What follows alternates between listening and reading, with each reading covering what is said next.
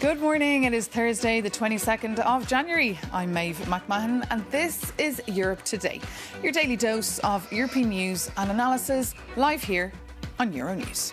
Coming up today, deals in Davos. The US President Donald Trump will no longer proceed with a plan to impose tariffs on 8 European countries.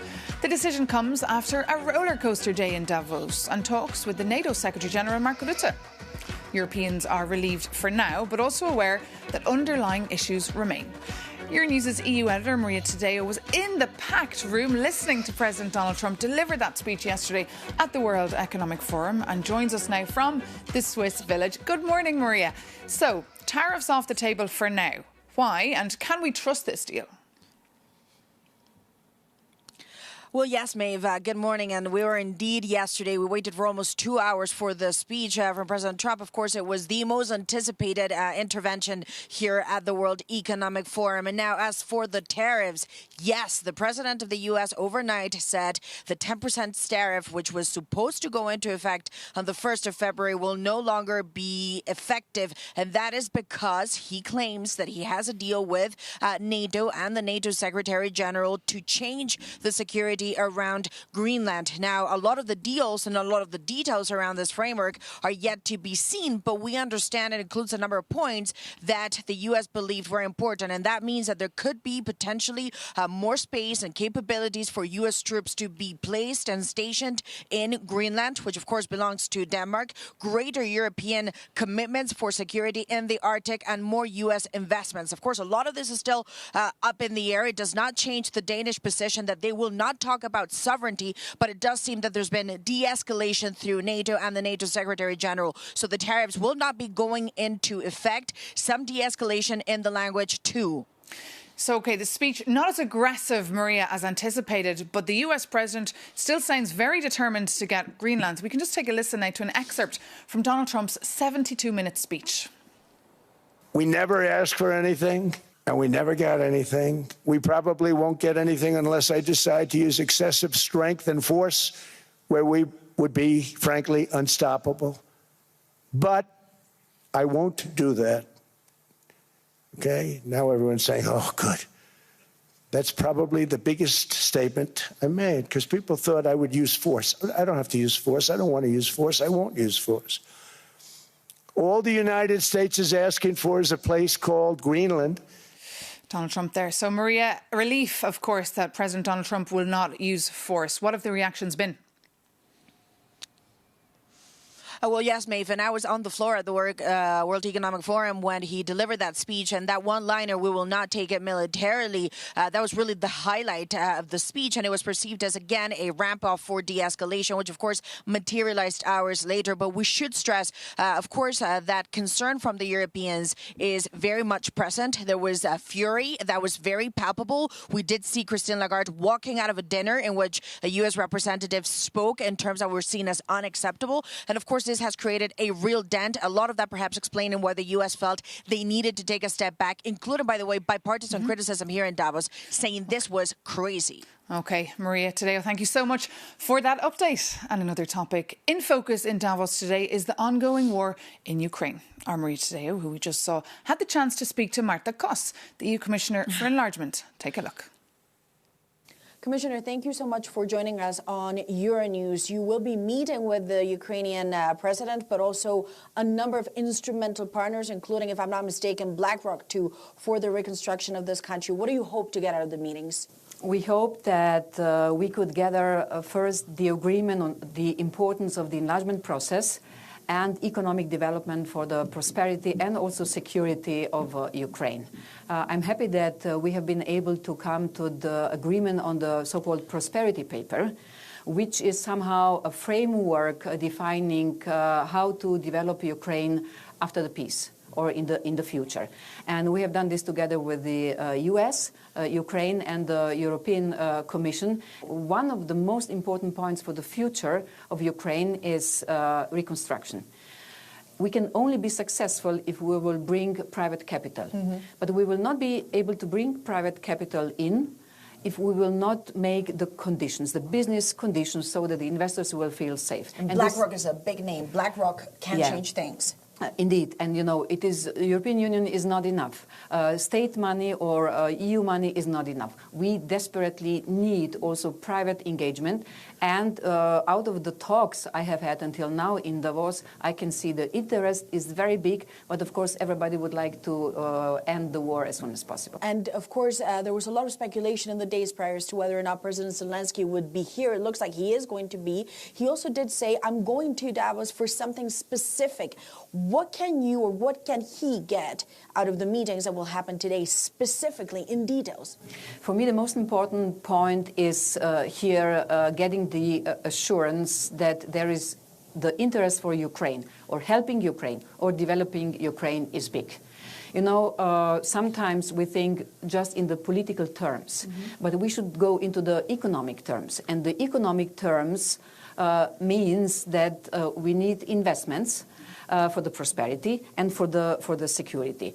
As you know, there's been a lot of speculation, also rumors in the press that the European Union will be prepared now to offer Ukraine what is called a sort of membership light, and also do it fast. Some say even by 2030. Are you working? Is this something now that you're open to saying, yes, we need to put a date on when Ukraine joins? We know that this date, January the 1st, 2027, is apparently still in the 20 points of the peace plan. I don't know what will be the end version of this document, but we have to be ready.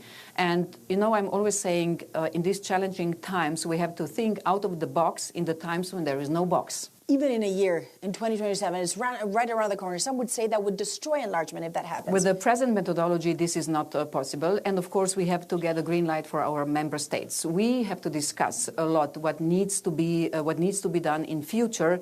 But, it is generally, when we speak about the enlargement, it is not just about bringing the countries into the EU. It is making us stronger.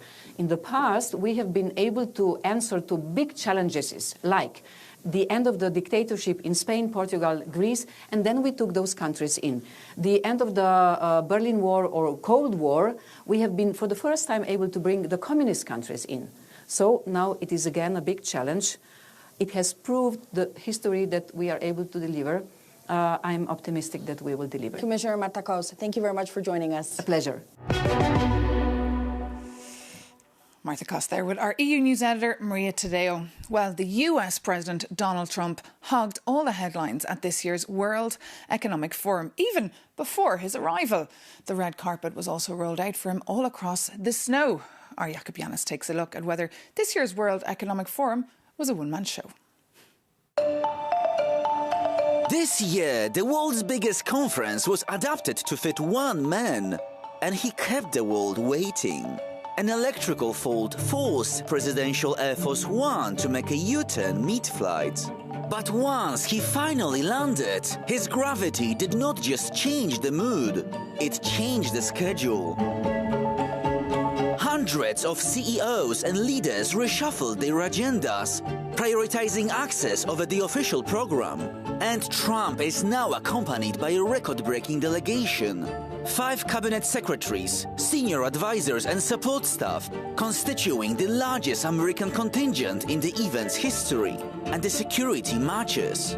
5,000 Swiss soldiers are deployed to Davos for this week.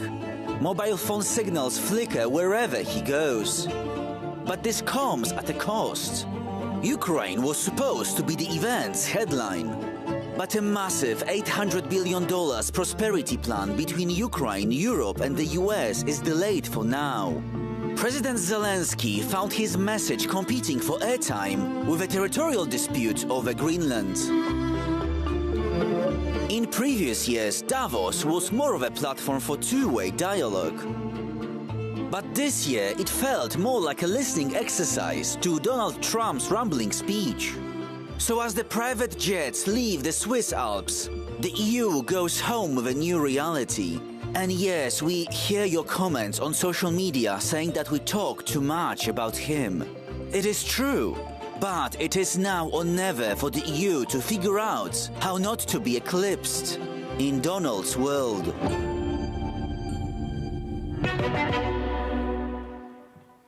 And that's what EU leaders are hoping to figure out tonight over emergency talks here in Brussels. For more on the reactions to the Davos deal and also to look ahead to tonight's summit, I'm joined now in the studio by Euronews' Shona Murray.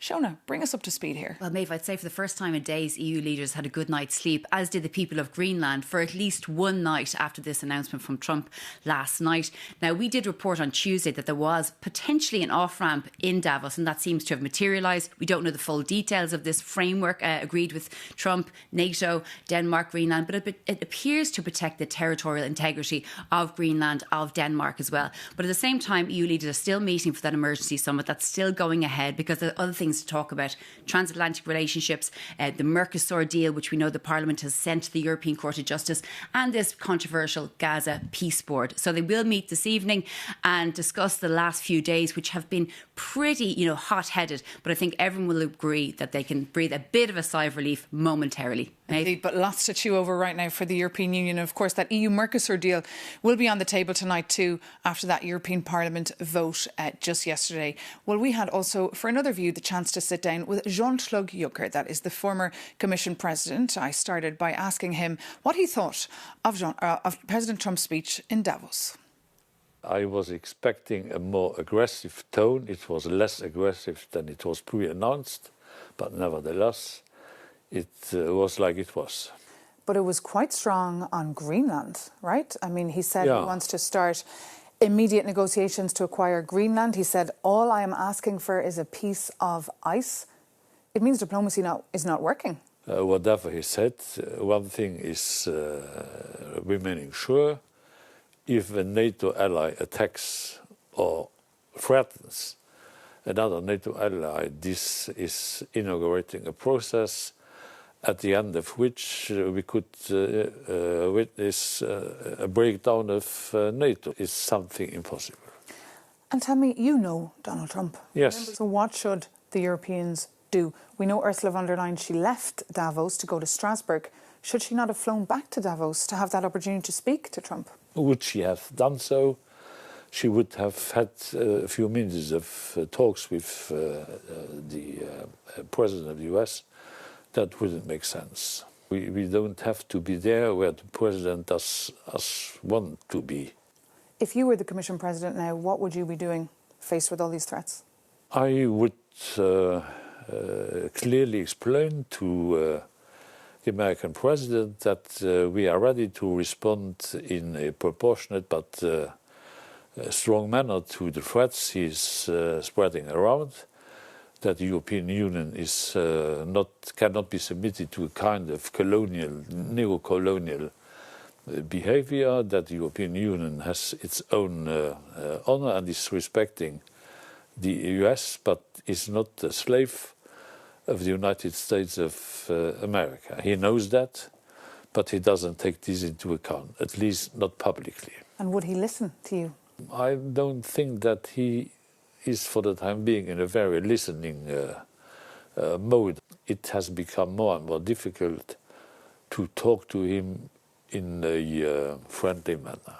And tonight, of course, Thursday, EU leaders are meeting for an emergency summit in Brussels. Yeah. How should they react? With diplomacy and dialogue with Donald Trump, or with more punitive measures? Diplomacy is always the best way to deal with problems of this kind, but the European Union has to make clear to him, the President and others in the world, that we are ready to defend the European interest. OK. Jean-Claude Juncker, former Commission President, thank you so much for joining us. Thank you. It was my pleasure.